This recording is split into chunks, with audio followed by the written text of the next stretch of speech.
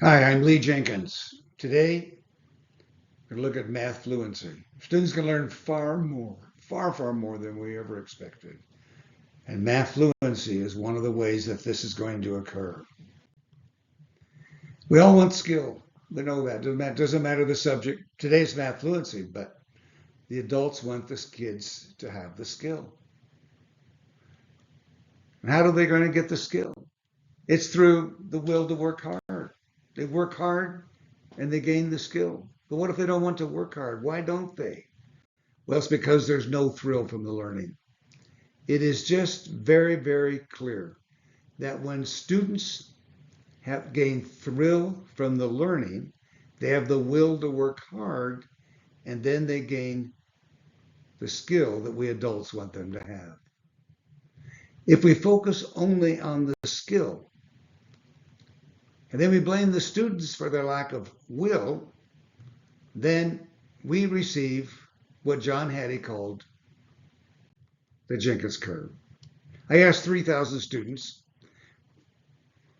what grade level do you teach, and what percent of your kids love school? You can see that almost every kindergartner loves school, and it goes down and down and down until we get to a low of grade 9. Didn't even ask if they love school because of friends and sports, music. But there it is. It's really hard to help kids gain the skill we want them to have if they don't love being there. It's very difficult. So we're going to talk about how to keep that thrill high. And we're going to do it with one of the craziest ways, the data. How do you keep the data has a lot to do with the thrill. If they don't have the thrill and they lose their will for working hard, then what we do as adults, we drag them. This is a tarantula wasp, and she's stung and paralyzed a tarantula, and she's dragging it to her nest where she's going to lay her eggs on the nest so they have food to eat when they hatch. That's what we do as adults. We drag kids to the graduation line. What we like is the kids pressuring us to teach more instead of us pressuring them to learn more. On a survey of math fluency quizzes, actually, I didn't give one. I just predict that if we did a separate fluency, not on school, but on math fluency quizzes, we'd find that the slope would be even worse. We haven't had good success with it. Students don't look forward to math fluency quizzes. We're changing that. We're changing that. We have to get rid of some things the way we've done it. And we're going to make fluency, math fluency, one of the favorite things of kids in schools. The fluency quizzes come in booklets, one for each grade level from kindergarten through 8th grade. It includes the quizzes, the grade level, the answers, and the graphs come for free off of the website. We're going to replace harmful data with thrilling data, and here we go on how to do that. We're going to learn from athletics. Athletes know when they have a personal best, and athletes know when they help the team. It's the same. It's the same kids that are on the sports team and are in the classrooms. It's the same ones. And in the classroom, we're going to show how they have their personal best, and we're going to show how they help the team. It's thrilling data. Here we go. On our website, you can find the fluency quizzes from kindergarten through grade 8. The website is crazysimpleeducation.com, crazysimpleeducation.com. And when you purchase for your grade level, you get 28 quizzes for the whole year. That's $7.25. The QR code for the answers and the directions. Kindergarten is the only grade level where the quiz are not timed. 8 questions per quiz on kindergarten. The quiz is teacher directed, no timeline. But grades 1 through 8 is a 2-minute timed. No matter what the grade level is, it's 2 minutes.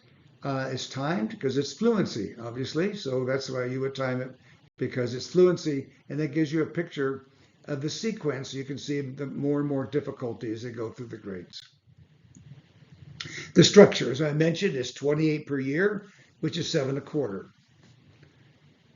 Ideally, we would say 36 with one every week for the whole year, but that's not reality. Things happen, snow days, all kinds of things. So 7 per quarter is working.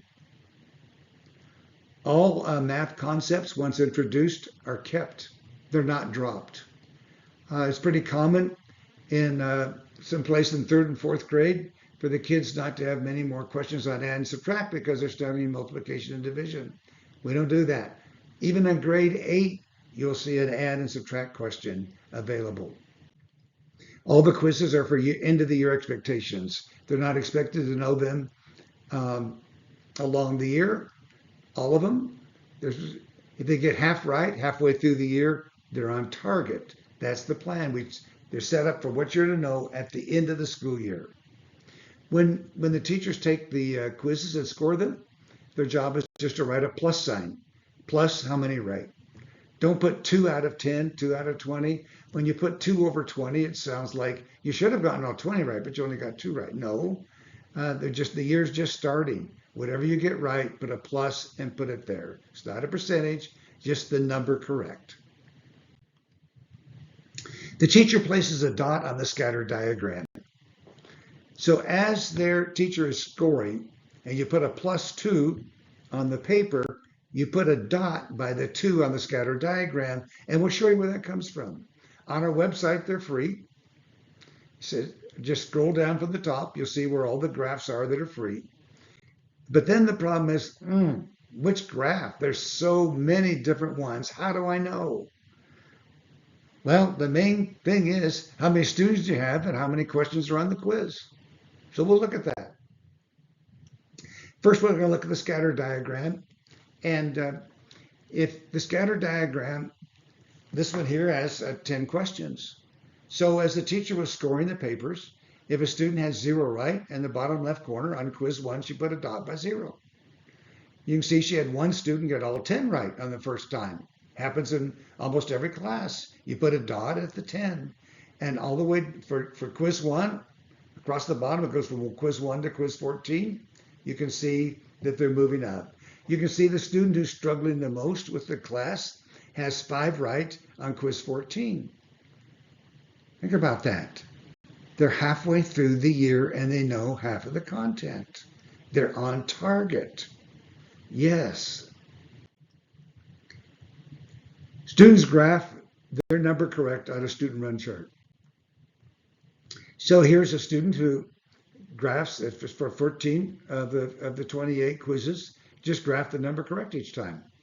They can do that. In kindergarten, they might draw a rectangle around and they color in inside that rectangle for how many they had right. And soon the teacher in kindergarten would just put a line and they color up to the line. And then after that, they're doing that completely on their own. So now the class run chart. The class run chart is like the scoreboard in athletics. It's the total correct for the whole class. Just add it up. So which one?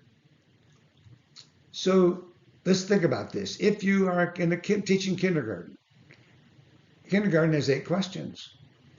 And let's say you had 20 students. Then on a perfect week, a perfect day, when every student answers every question right in the whole class, that'd be 160 questions right. So that's what you download as a class run chart that goes to 160. Now they're first grade. First grade has 10 questions, 20 students. Multiply it. That's 200. Would be perfect. You get a class run chart that goes to 200. Third grade, second grade has 20.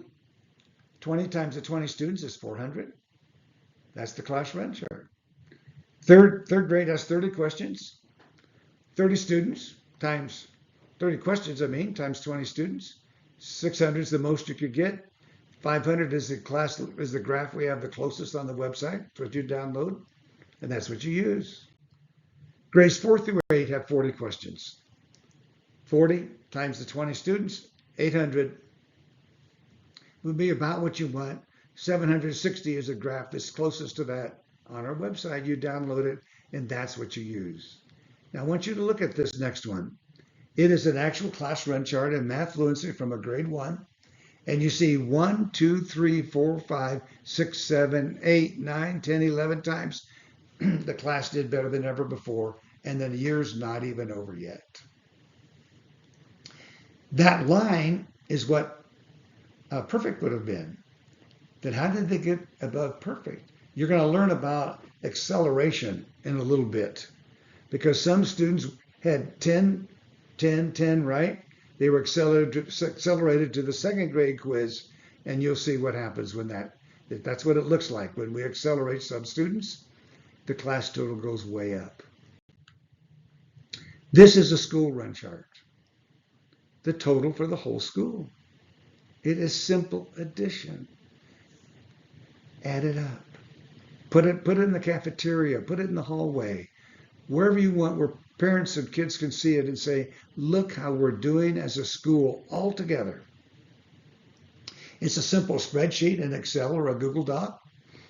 Teachers know to turn in by a certain time each week the total number correct for their class. The spreadsheet adds it up. Somebody graphs it, puts a sticker or writes all-time best. It's a celebration for the whole school. This is another one for the whole school. And you can see that there's quite a few times when the school did better than ever before. The blue line is there because this was their second year for what we're talking about here.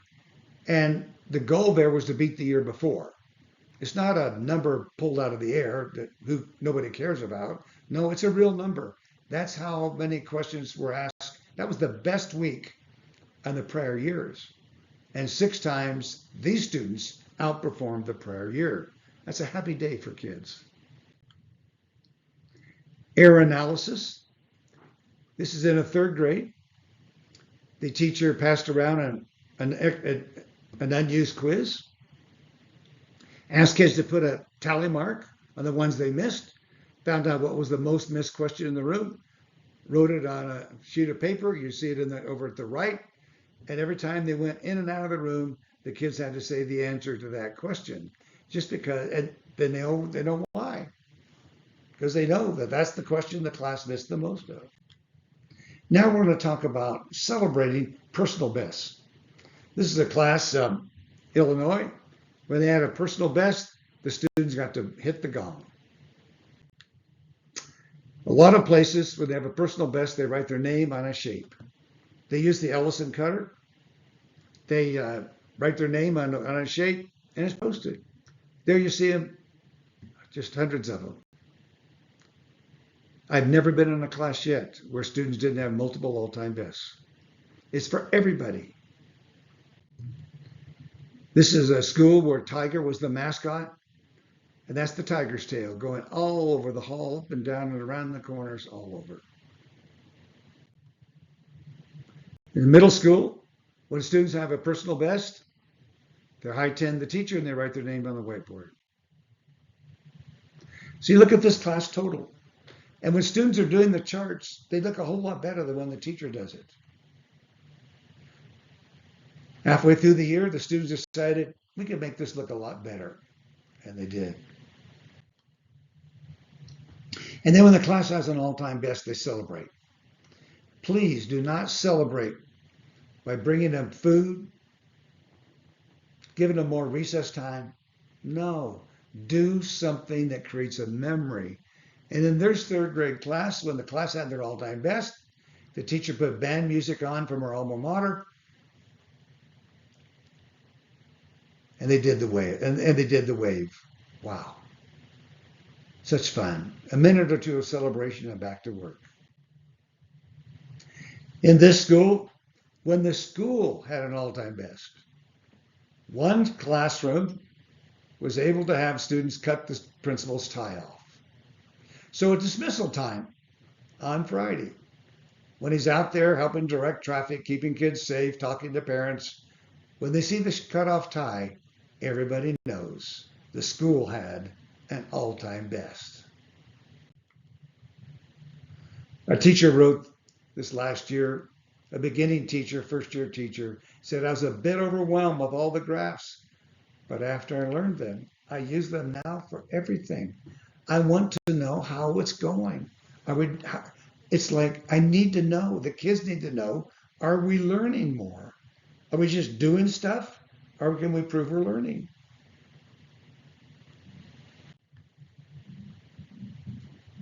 A few other points. Acceleration. If a student has on the math fluency quizzes 7 perfects, give them a quiz from the next grade level. That's what you saw earlier when students had 7 perfects on the 10 on first grade. Then when the 2-minute time came, they were given a second grade quiz. They're all 2 minutes all the way through to grade 8. So there's nothing extra to do except give the kid a different quiz. When you're adding up the total for the class gets credit for the 10 that the student did not take, because you're guaranteed that if the student had, he or she would have answered all 10. So you count that 10 plus how many they got right on the grade 2. People ask, what about makeup quizzes? It would be rare. It takes a special occasion to decide to make it up. It's too much. Students know the days that the quiz is given, and I've been told over and over that attendance is actually higher that day because they want to contribute to the class. This is not about better teaching. This is about better measurement of the learning. And of course, if you measure it in a way that makes kids happy, they're pressuring the teacher to learn more. They want to learn more. They want to practice because they want to help the class and they want a personal best. And so for flashcards, I would encourage you to use the triangular flashcards instead of the rectangular ones. Mixing up the quizzes. People tell me that they've run off 4 different weeks at the same time. Some kids get quiz 1, some quiz 2, some quiz 3, some grade 4, and you organize it in a way that the next time you do it, the kids get different quizzes. They can't look on each other's papers. You can if you want. It doesn't matter because all of the quizzes are made up on what they're supposed to know at the end of the year. And remember, there's plateaus. There's times when the graph is going up and up and up, and then it goes down. Ask the kids what happened. They usually know. And if it goes down and stays down for several weeks, you can have a class meeting and say, okay, we need to get this going back up. Tell me what we could do. And the kids generate hypotheses. They vote on what their favorite hypothesis is, and they test it out for several weeks and see if it works. They're involved in the whole learning process. The Jenkins curve, we want it to go away. We wish it was never there. The job of schools is not to motivate the kids to learn. The job of the schools is to maintain the enthusiasm they brought with them to kindergarten.